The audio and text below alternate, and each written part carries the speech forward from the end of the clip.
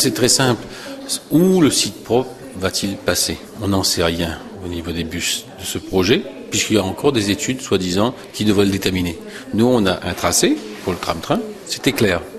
Pour les bus, est-ce que ça va être pris sur les voies existantes qui sont déjà très contraignantes pour les véhicules?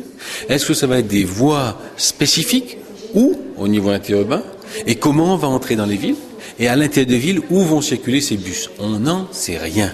Est-ce qu'ensuite, au niveau interurbain, ces bus vont remplacer les transporteurs existants? Je ne vais pas citer leur nom, ils travaillent pour le département, etc. Donc là, c'est empiéter sur le département.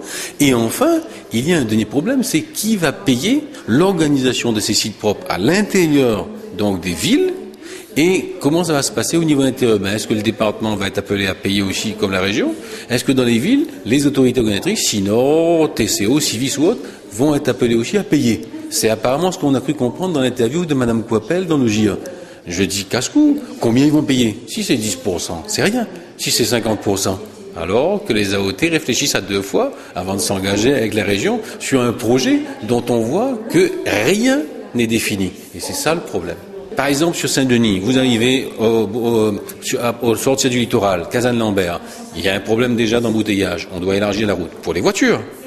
Donc si on met les bus qui ne doivent pas quand même se dire ôtez-vous de là les voitures, que je me mette. Donc ça veut dire qu'il faudra mettre une 4 voies. Pour aller où ça? Pour déboucher sur la préfecture, où on va faire une 4 voies souterraine après, mais rien n'est prévu puisque le maire de Saint-Denis, semble-t-il, a écrit à la région, il n'y a toujours pas de réponse. Et on vient parler en commission permanente, d'après ce qu'ont dit les personnes, qu'il y a eu une constatation. Alors que la première adjointe de Saint-Denis dit c'est faux. Donc qui croire?